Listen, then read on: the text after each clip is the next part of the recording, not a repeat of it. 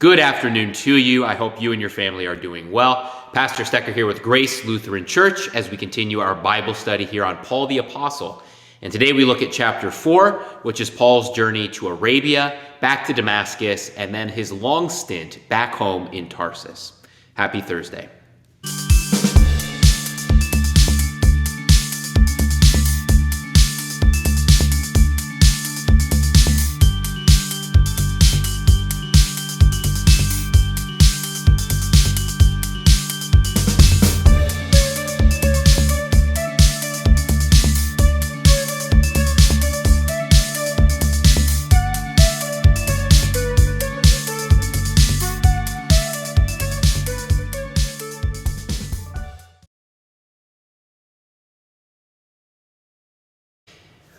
What did Paul do after his great experience on the road to Damascus?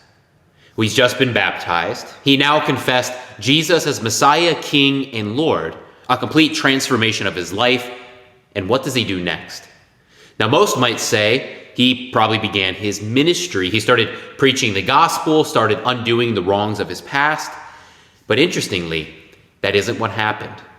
In possibly one of the most cryptic moves of Paul's Christian life, we find his own explanation of the first moves in Galatians chapter 1, where he states, "When God, who set me apart from my mother's womb, and called me by his grace, was pleased to unveil his Son in me, so that I might announce the good news about him among the nations.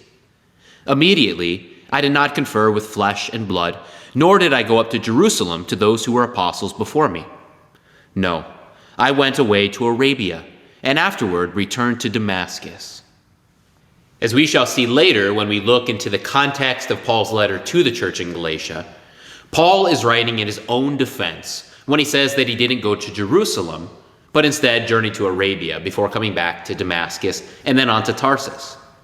He is claiming that his conversion was not one which was taught to him by others, but instead it was revealed to him by Jesus himself. And the important takeaway for us is that this message wasn't some new teaching or theory. It was the news that Jesus, risen from the dead, was the promised Messiah, the Lord of all. So Paul, a Messiah man, not because anyone had convinced him of some new way of thought, but because Jesus himself had revealed himself to Paul as the Messiah which all the scriptures anticipated. This Paul now begins his journey as a Christian. But before he begins his famous missionary journeys, he has a long road of formation ahead of him, a road that begins with Arabia. So, why Arabia? Well, the usual answer is simply that he decided to head south and begin proclaiming the gospel, begin his ministry. However, that's not the case. Paul's journey south was an important introspective quest for this young apostle, one that would connect him with his ancestors and propel him forward as an ordained apostle of Jesus Christ. The answer to why he goes to Arabia brings us again back to the stories of our ancient zealous heroes Phinehas and Elijah, in particular Elijah. To back up this claim, N.T. Wright points out that later in Paul's letter to the Galatians, Paul again references Arabia. But this time he gives a specific location within Arabia, Mount Sinai. That holy mount located in Arabia was the place where God had come down and given the law to the Israelites. It was the place where he had made his covenant with Israel. Sinai was a place of beginnings and the establishment of God's relationship with his people. Also, Sinai was the place that the prophet Elijah went when it seemed like his world was crumbling down. See, after Elijah's great victory over the prophets of Baal, a messenger from Queen Jezebel came and threatened his life. Furthermore, it seemed like the people were still continuing to rebel. And so Elijah fled for his life. And where does he go? He goes to Mount Horeb, which is really another name for Mount Sinai. He sets off there to complain to God that despite his zealousness, the people were still rebelling. He continues his complaint until God finally answers Elijah. And when he does, God tells Elijah to return to the wilderness of Damascus. There he is supposed to anoint a new king for Syria and Israel. On top of all of this, God tells Elijah, I will leave 7,000 in Israel who will stay loyal. In other words, I will leave a remnant. This is something that Paul again refers back to later in his letter to Romans, identifying himself with the prophet Elijah and the remnant. Okay, so we moved pretty quickly through a lot of events there. Let's recap. Let's first remember that two of Paul's great heroes would have been Phinehas and Elijah, two of the zealous Jewish heroes of old. Second, throughout Paul's ministry, he saw himself as connected to and continuing in a new age, the work of Elijah and the other prophets. Third, Paul just went through a life-altering encounter with the one true God, something which would have brought him closer to his great heroes of old and cemented rightly in his mind that he was being called to carry out God's will. All of these things set the stage for Paul's journey into Arabia following his conversion. So, why did he go? He went to Arabia and then returned to Damascus because that's what Elijah did. So Paul set out to the foundational place of Jewish life, Mount Sinai, to present himself before the one God he had worshipped his entire life, to receive instructions. Instructions just like Elijah, to go back and announce the new king. And this king, Jesus of Nazareth, the King of Kings. Wright expresses what was on Paul's mind during his trip to Sinai in this way. He wanted to stay loyal. Saul was starting to come to terms with the possibility that if the divine purposes had been completed in Jesus, it might mean that a whole new phase of the divine plan, hitherto barely suspected, had now been launched, a phase in which the Torah itself would be seen in a whole new light. So Paul, like Elijah, was called upon to carry out God's plan. But for Paul, the unthinkable had happened. For Elijah, he was called upon to correct Israel and to remind them to focus on a future event to come. All of the prophets of old had foretold of an event to come, an event that would fulfill all of Israel's purposes. And Israel's history had been riddled with people forgetting these promises and those prophecies, forgetting and abandoning. However, now that Jesus had been the one to fulfill all that the scriptures had foretold, this meant that Paul's calling was going to be utterly new. In a way, he is just like the ancestors and the prophets of old, but in another way, he is embarking on a new adventure, venturing into uncharted waters. And so he returns to the foundation of it all, for encouragement, to connect to his past, and to prepare for his future calling as an apostle. After Paul's vision quest to Arabia, he then returns to Damascus. Likely, this entire journey, both his time in Arabia and in Damascus, took around 3 years, roughly from AD 33 to 36. After this, he had a short stint in Jerusalem, where he stayed with Peter. There, Paul tells us that he only met with Peter and James. Interestingly, James was at the time acknowledged as the central figure in the Christian movement. This meeting was set up by Barnabas, who will become a key player in Paul's life shortly. We don't know much about this short time, but we do know that while Paul was accepted into the community of Christians, he was also encouraged to head back home. And so he head back home to southern Turkey, to his hometown, Tarsus. Now, this may come as a shock to you, but Paul then spends a decade at home, and with no real accounts of his life. Let me say that again. Paul then spent 10 years, roughly from AD 36 to 46, in his hometown of Tarsus. Now, the important point for us is to recognize that Paul now had many years of foundation before he began his famous missionary journeys. Here is zealous Paul, fully converted, but experiencing a decade of formation at home. But what did these years look like? First, we must remember that Paul would have returned to his vocation as a leather worker or a tent maker. He would have also been living and working with his family. I personally love this aspect of Paul's life. Paul was not a mere academic, sitting in a classroom reading books all day. Although he was highly educated and impressively sharp, he spent his days with his sleeves rolled up and his calloused hands hard at work. Second, while he worked for a living, he certainly studied, prayed, and worked tirelessly through the scriptures. This is important because although Jesus had been revealed to him as the Messiah, and this certainly would have shined an unquenchable light back into his impressive scriptural knowledge, he still had a lot of work to do. Imagine Paul poring over every scriptural verse that he knew so well, and starting to see each verse in a whole new light. Genesis, the Exodus, the Psalms, the prophets, everything now framed in a whole new light, a Jesus light. To use an example, there's a movie that I love called Memento, which was written and directed by Christopher Nolan, my favorite director. Even if you haven't seen the movie, you may be able to relate to the example through other movies or stories that you've seen.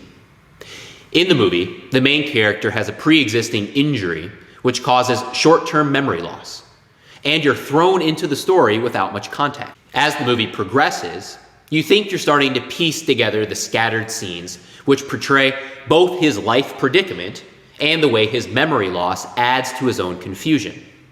However, in the last scene of the movie, something happens which causes everything you thought you knew to be shown in a new light and changed. The movie ends without any further explanation. The job of the moviegoer is to pore back over all the scenes in the movie and now see all those scenes through an entirely different lens. In the same way, Paul was now looking backwards at everything he had learned from the scriptures and seeing it through the lens of the crucified and risen Christ. This took time and reflection, and these years of praying and reflecting on this reality would have formed Paul's theology. Wright shows how this new fact would have reframed and shed light on some of the primary themes prevalent in Israel's own story. Jesus was Israel personified, but he was also Israel's God in person. The great biblical stories of creation and new creation, Exodus and new Exodus, temple and new temple, all came rushing together at the same point. This was not a new religion, this was a new world. And it was the new world that the one God had always promised. The new world for which Israel had prayed night and day. The temple indicated that Israel's God desired to live in the midst of his people. The Torah, that he would address his people with his life-transforming word. Saul now came to see that both these answers pointed beyond themselves to Jesus and, of course, to the Spirit. Third, Paul was now understanding that Jesus was the King of the Jews, but also the ultimate King for the Gentiles as well. He would have certainly had ongoing conversations with his Jewish friends and family, some who would have converted to Jesus followers, and many who would have not. But he would also have engaged the philosophies of the Gentile pagans. You can imagine Paul thinking through the Old Testament texts and how they were a foreshadowing of Jesus, but also understanding that the philosophies and the yearnings of the Gentiles around him were also looking for their fulfillment in the coming King Jesus. For example, in Psalm 2, the one true God says to the one true King this: "You are my son. Today I have begotten you. Ask of me, and I will make the nations your heritage, and the ends of the earth your possession. You shall break them with a rod of iron, and dash them in pieces like a potter's vessel." Paul now understood that this psalm foretold not of the destruction of all Gentile nations, but of the destruction of those pagan and false gods who had ensnared them for so many years.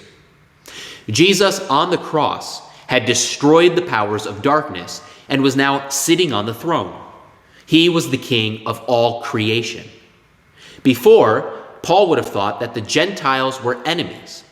Now he saw them as being emancipated from their dark powers. Jesus had brought forgiveness and renewal to both the sins of the Israelites and the sins of the Gentiles. All were now being brought together as one kingdom under the reign of Jesus Christ. Wright summarizes this in this way: "The world he had known was full of dark powers. Or to be more precise, the created order was good, as Genesis had said, but humans had worshipped non-gods, pseudo-gods, forces within the natural order, and had thereby handed over to those shadowy beings a power not rightfully theirs. The forces had usurped the proper human authority over the world. Evidence was all around. Tarsus, like every ancient non-Jewish city, was full of shrines, full of strange worship, full of human lives misshapen by dehumanizing practices.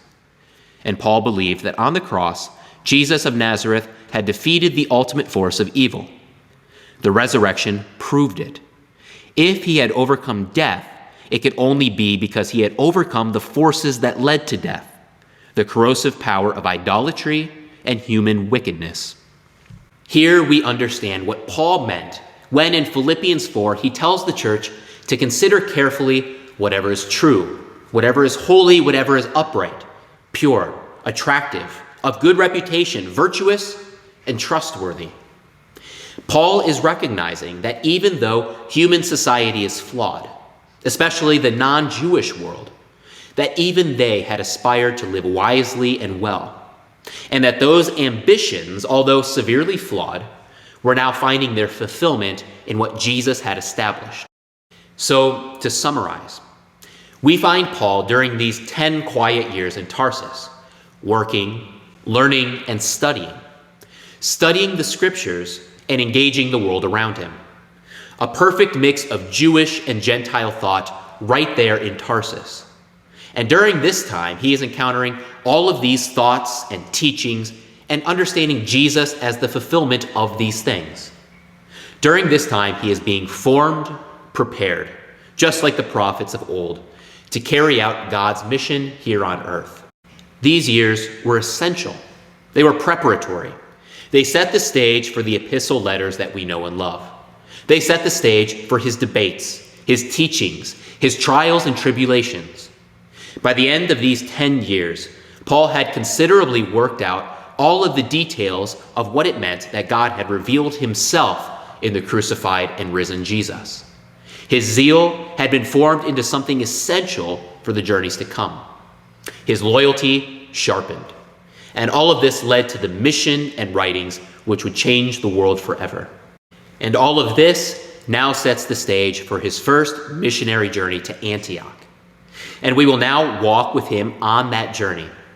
But as we do, we will understand how all of his life as a zealous Jew, his conversion, and his time in Arabia and Tarsus had set the stage for each encounter of his great mission, and how all of this helps us frame and better understand his great writings, which have shaped our church for 2,000 years. Thank you for joining us today. I hope all of you have a wonderful day and a wonderful weekend. We'll see you on Tuesday as we continue this journey studying Paul's first missionary journey to Antioch. Take care. God bless.